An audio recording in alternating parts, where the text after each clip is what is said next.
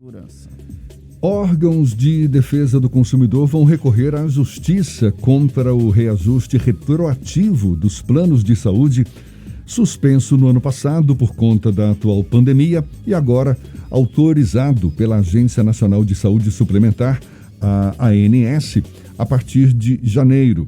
De acordo com a decisão da ANS, além da correção anual de 2020, os beneficiários possivelmente terão que arcar com o reajuste de faixa etária, tudo isso ainda somado ao aumento de 2021. O PROCON de São Paulo já tinha anunciado que iria ingressar com uma ação civil pública em conjunto com a Procuradoria-Geral do Estado de São Paulo para suspender ou pelo menos reduzir os reajustes dos planos de saúde. E como é uma demanda nacional, a Associação Brasileira dos PROCONs também deve acionar a justiça.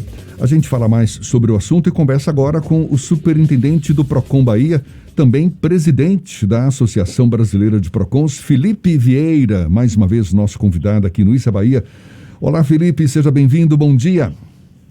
Muito bom dia, Jefferson, muito bom dia a todos que acompanham o programa. Para nós é uma satisfação muito grande estar falando com vocês novamente. Prazer todo nosso e certamente um assunto que interessa a muita gente. A Agência Nacional de Saúde Suplementar autoriza agora o aumento dos planos de saúde e os PROCONs resolvem recorrer à justiça sob a alegação de que ainda estamos na pandemia, mesmo motivo pelo qual não houve o reajuste no ano passado. Qual a chance de os PROCONs terem sucesso nessa reclamação, Felipe? Olha, a chance de sucesso é sempre delicado para a gente poder dimensionar, porque nós estamos falando aqui do convencimento de um órgão do Poder Judiciário.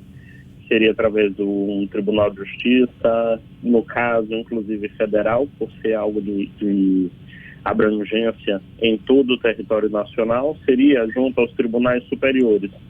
Então, a chance de você ter isso é a mesma chance da gente ter o cumprimento da lei por parte das instituições, que é o que a gente está buscando. A gente advogou naquele tempo junto com outras instituições pela não realização de qualquer reajuste no ano 2020. A decisão judicial demorou de ser conseguida pela dificuldade que existe no trato da matéria. Em agosto, quando a decisão judicial estava em vias de ser editada, a ANS ela editou resolução e nessa resolução ficou ajustado que não haveria o reajuste nos meses de setembro, outubro, novembro e dezembro, de sorte que, ao nosso entender, seriam canceladas, mas pelo que nós vimos, posicionamento do resultado prático disso foi que foi apenas adiada. Então, aquele reajuste que não foi aplicado em setembro, outubro, novembro e dezembro, a ANS permitiu que fosse cumulado a partir desse mês de janeiro. Então, a gente tem um cenário que naquele tempo foi adiado por causa da pandemia, das dificuldades financeiras e de toda a ordem, e que ainda nos mantemos no estado de pandemia. A gente teve ontem aí a autorização para o início da vacinação com a homologação pela Anvisa, mas que ao tempo que se autorizou também recomendou que continuassem os mesmos cuidados que estávamos antes. Então, em algum grau, a gente deve manter distanciamento e tantas outras medidas. O que a gente vai pedir é exatamente que se mantenha o raciocínio anterior de que estamos em estado de pandemia, que o ano 2020 deve ser um ano quase que perdido para essa finalidade. Muitos consumidores não tiveram restabelecimento da sua renda e não iam ter condição de pagar o plano de saúde. Então, tudo que deu motivo ao adiamento naquele momento, em agosto, ainda está vigente, ainda está acontecendo nesse ano de 2021, pelo menos no mês de janeiro, fevereiro, até março. Felipe, imaginando que os PROCONs tenham sucesso nessa empreitada, nessa tentativa de barrar esse aumento, na verdade, só vai estar empurrando para frente, não é verdade? Mais cedo ou mais tarde, os planos de saúde vão acabar sendo reajustados e imaginando que esse reajuste não ocorra agora, lá na frente vai ser bem maior ainda. Aí é que está a questão, Jefferson, porque o nosso pedido desde sempre foi que não houvesse o reajuste. Nós defendemos que tenha havido a redução do custo médico hospitalar como a redução de cirurgias, procedimentos eletivos, consultas realizadas, terapias que eram presenciais, algumas delas evoluíram para a telemedicina, mas isso significou a diminuição dos custos. Algumas empresas chegaram a declarar lucro nesse período e nós entendemos que não houve perdas a serem reajustadas ou reparadas para as empresas. Mas, como eu lhe falei, existe uma diferença entre o que os órgãos de defesa do consumidor insistem em defender e o que a advocacia dos planos de saúde consegue conquistar junto aos tribunais. A gente tem um fundamento, tem a razão, mas sabemos que é uma luta muito difícil entre o direito e a economia, porque o principal argumento dos planos de saúde para a realização de eventuais reajustes é exatamente na linha de que precisa restabelecer os custos médico-hospitalares, apresentando dados, planilhas parciais, porque são eles mesmos quem produzem. Mas planos de saúde, o tribunal que for julgar é o que vai considerar. O nosso papel a gente está fazendo de forma muito aguerrida. Os planos de saúde, para fazer esse tipo de reajuste, eles têm autorização da agência da ANS, né, que é o órgão responsável por, de alguma forma, regular esse mercado. Existe algum tipo de gestão junto à ANS, até para que essa resolução que permita o reajuste seja questionado judicialmente, Felipe? Veja, a partir do momento em que um órgão regulador emite um ato normativo, uma decisão colegiada de diretoria, ele tem a força de regulamentar o mercado. Só que essa regulamentação do mercado está se dando no que nós entendemos ser confronto com a legislação federal. Na hierarquia das normas, nós temos a Constituição como a principal carta legal de um país, as leis federais, junto com leis ordinárias, e nós temos abaixo, no terceiro, quarto nível de hierarquia, as resoluções. Elas surgem como forma de regulamentar ou de instrumentalizar a execução da lei. Neste caso, uma resolução, é o que nós defendemos, está indo de encontro, está atacando uma lei federal, que é o Código de Defesa do Consumidor, que é a Lei de Planos de Saúde, por exemplo. A forma como esse cálculo faz é uma forma bastante complexa. Eu levo em consideração os planos coletivos por adesão ou coletivos porque a pessoa faz parte de uma determinada empresa, de um grupo profissional, de um determinado segmento, pelo simples fato de ser uma agremiação aleatória de pessoas que não deveria acontecer, para reajustar valores de planos que estão cobertos pela Lei 9656, que é a Lei de Plano de Saúde. Só que um detalhe, o plano coletivo não é abrangido pela Lei 9656. O plano por adesão, ele não está preso aos limites do que a lei estabelece. A lei trata de plano individual e familiar. E eu convido os consumidores a tentar contratar um plano de saúde que seja individual ou familiar. Então você tem uma lei do plano de saúde que é cada vez mais esvaziada, você tem a favor do consumidor única e tão somente a Constituição Federal, a Lei de Defesa do Consumidor, que é o Código de Defesa do Consumidor, e legislações esparsas, tendo nessa lei de plano de saúde a baliza em um tipo de plano que nem mesmo é coberto por aquela lei. Então é um complexo muito, muito difícil até mesmo de explicar em uma entrevista curta ou de falas bastante objetivas, como de fato ocorre esse reajuste do plano de saúde. E se alguém da ANS ou alguém dos planos de saúde puder explicar, com certeza a gente vai ver que tem uma coisa muito mais truncada, que tem uma coisa muito mais difícil. Não é tão linear. Tem uma questão. Então, o descumprimento a uma regulamentação, por si só, não deve ocorrer. Mas o que a gente defende é o cumprimento da lei, mesmo que o cumprimento da lei possa sugerir descumprir uma regulamentação. Então, é realmente bastante complicado.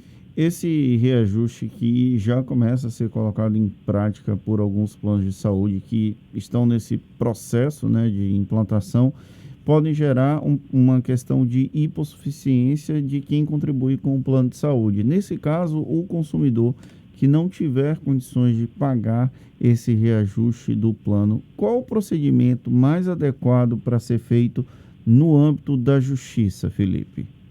A vulnerabilidade já é um traço do consumidor. Artigo 4º, inciso 1º do Código de Defesa do Consumidor diz que é princípio da defesa de todo cidadão que consome o reconhecimento da sua vulnerabilidade. Então já reconhece, a lei reconhece essa vulnerabilidade. Ela pode evoluir ao nível de hipossuficiência se houver aplicação de reajustes que são impagáveis para consumidores que já não estão em boa condição de saúde financeira. Então, note, no cenário da pandemia, o que a gente teve foi a redução de postos de trabalho.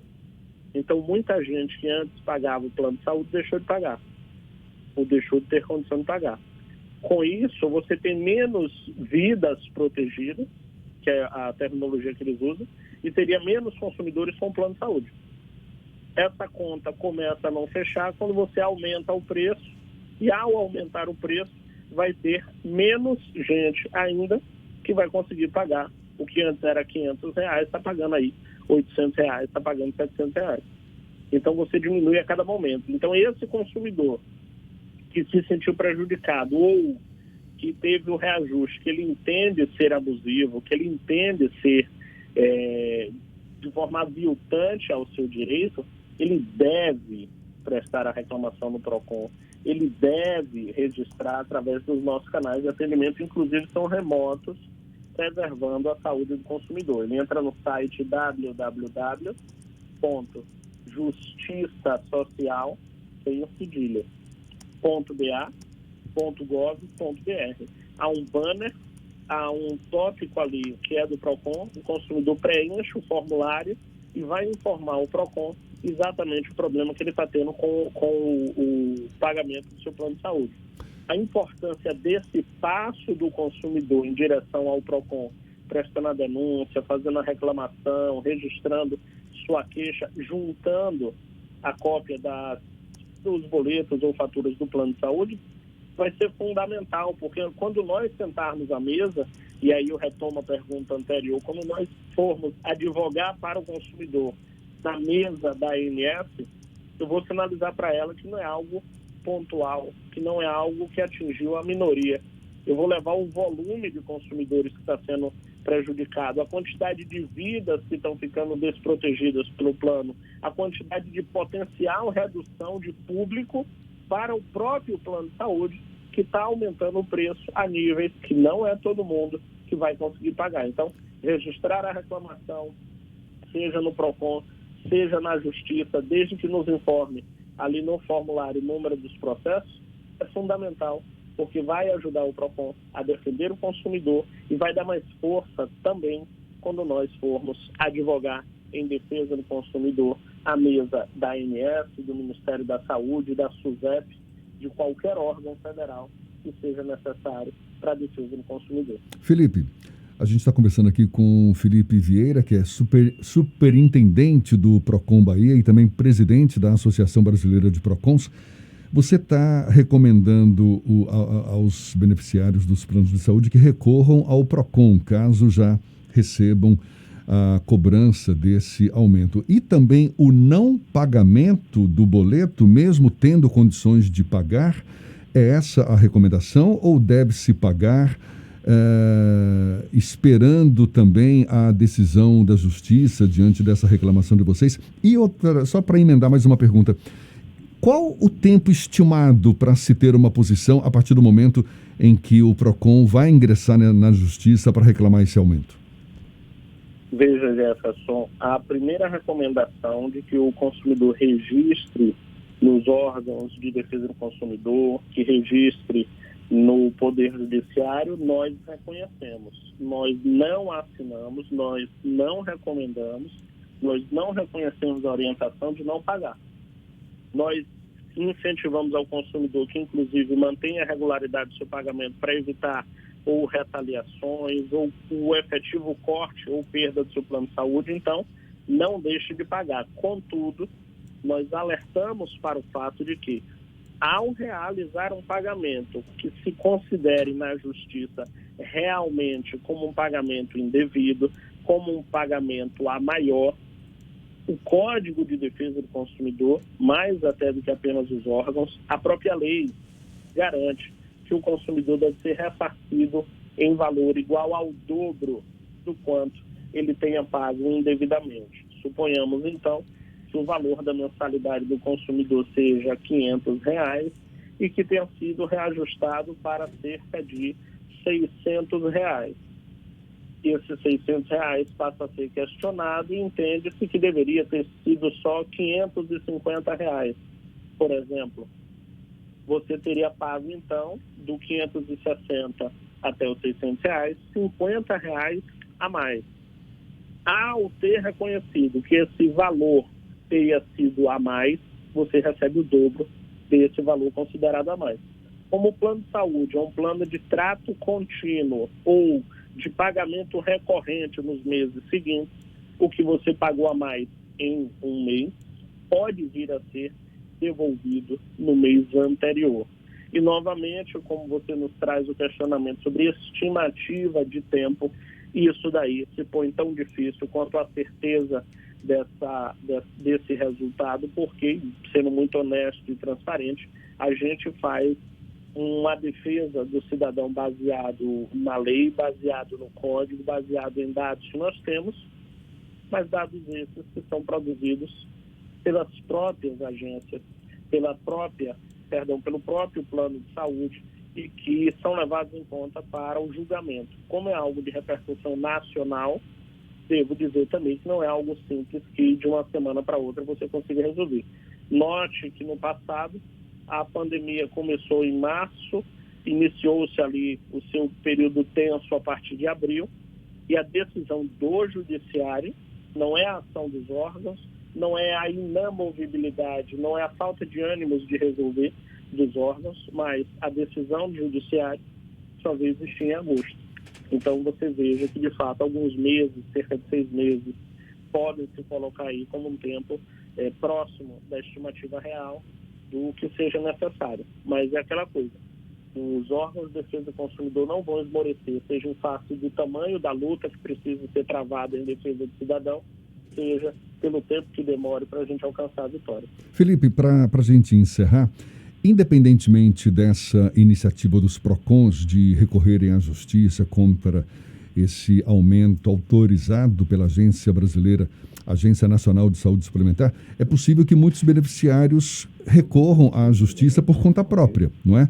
Movam alguma ação contra o plano de saúde que venha a reajustar os valores. Existe a possibilidade de o plano retaliar o beneficiário que entra na justiça contra esse plano por causa desse aumento?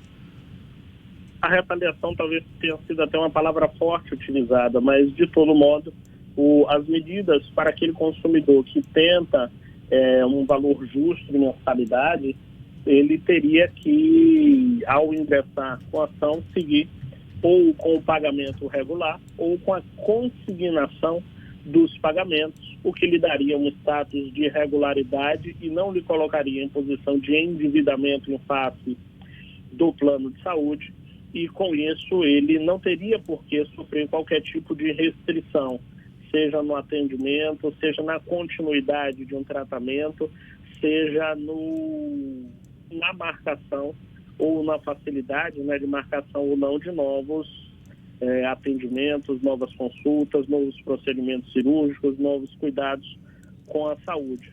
Esse tipo de comportamento poderia vir no sentido de acumular aquele determinado valor em reajuste e aplicação imediata, tão logo saísse uma decisão judicial.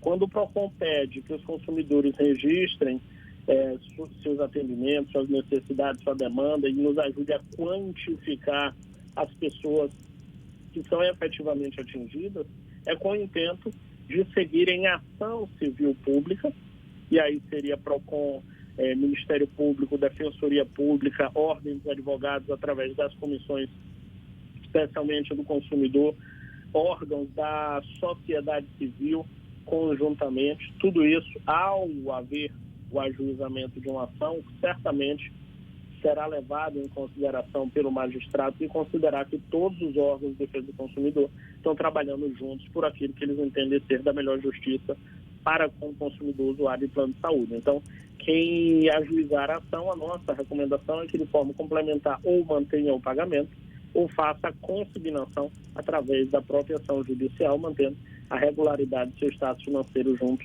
àquela prestadora de saúde. Felipe, muito obrigado pela tua disponibilidade. Felipe Vieira, superintendente do Procon Bahia, presidente da Associação Brasileira de Procons. Muito obrigado pela atenção dada aos nossos ouvintes. Bom dia e até uma próxima, Felipe. Um bom dia, Jefferson, um bom dia a todos que acompanham, um bom dia à equipe da bancada e parabenizar a Tarde em sua via digital, em sua via impressa e também através aí da Tarde FM, matéria que a gente conseguiu produzir sobre isso e que repercutiu nos outros PROCONs. Então, certamente essa conversa nossa, Jefferson, deve rodar os PROCONs do Brasil e lhe agradeço por isso. Tá certo, prazer todo nosso. Muito obrigado mais uma vez. Agora são 7h46 na Tarde FM.